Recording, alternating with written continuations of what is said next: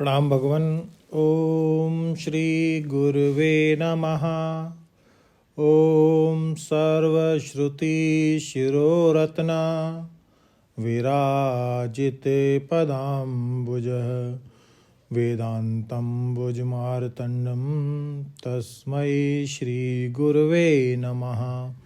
ओम शांति शांति शांति। ओम पूर्णमदः पूर्णमिदं पूर्णात् पूर्णमुदच्यते पूर्णस्य पूर्णमादाय पूर्णमेवावशिष्यते। ओम शांति शांति शांति। ओम छांदोग्य विधनायक एक दृष्टि में द्वारा स्वामी अखंडानंद सरस्वती जी महाराज द्वारा भगवान इंद्र जो है विचार कर पुनः प्रजापति के पास लौटे। इसका कारण यह है कि इंद्र विवेकी पुरुष हैं, भोग ऐश्वर्य त्याग कर वैराग्य पूर्वक जिज्ञासा के भाव से गुरु की सेवा कर रहा है। इतना तो उसको स्पष्ट है कि प्रजापति ने जो अक्षी पुरुष का उपदेश किया है वह छायात्मा नहीं है, अन्यथा वह फिर लौटकर क्यों आता। अमृत और अभय की संगति तो सर्वथा ही नहीं लगती है। यह भी है कि अभीष्ट फल की प्राप्ति भी नहीं हुई। ऐसी स्थिति में पहले के समान अब भी कोई प्रतिबंध का कारण विद्यमान है। अतएव उसने 32 बरस और ब्रह्मचर्य का पालन किया। जब उसके कल्मश क्षीण हो गए तब प्रजापति ने पुनः उपदेश किया। इस प्रकार अब तक भगवान 96 वर्ष का जो है ब्रह्मचर्य पालन इंद्र कर चुके हैं। तो तब प्रजापति ने पुनः उपदेश किया। इंद्र विचार करो, वस्तुतः आँखों में जो दृष्टा रहता है वह आँखों से निराला है। वाम और दक्षिण 2 नेत्र गोलक हैं। देखने की शक्ति एक ही नेत्रेंद्रिय है। बाहर की सृष्टि नेत्रेंद्रिय के द्वारा अर्थात इंद्रिय के द्वारा दिखती है, परंतु स्वप्न में बाहर के गोलक और इंद्रिय नहीं रहते हैं।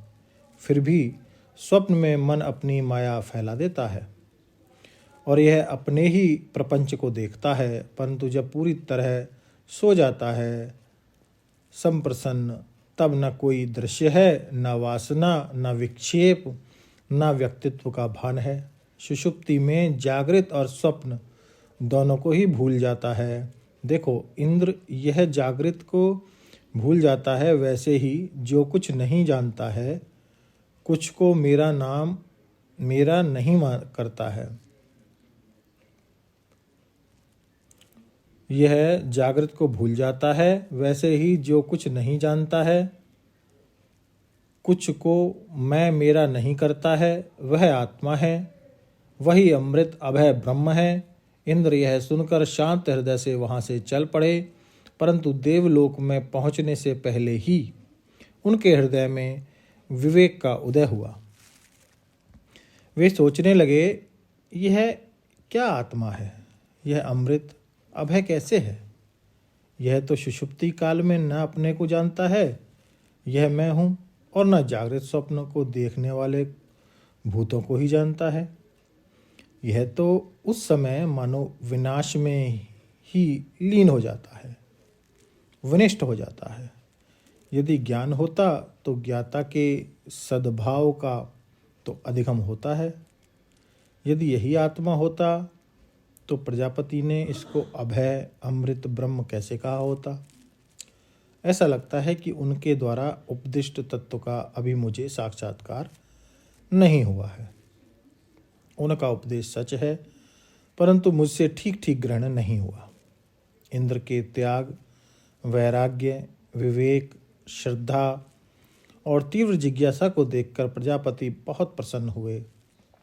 सच है इंद्र, सुषुप्ति दशा में कुछ भी अमृत अभय नहीं है।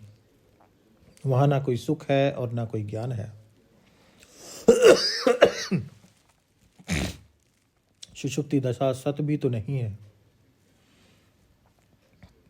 बदल जाती है, टूट जाती है, वह सच्चिदानंद आत्मा कैसे हो सकती है? 5 बरस और ब्रह्मचर्य का पालन करो। इंद्र ने वैसा ही किया। इसके पश्चात प्रजापति ने उन्हें उपदेश किया भगवान। उसको लेते हैं हम अगले सत्संग में। ओम शांति शांति शांति। बड़ा भगवान।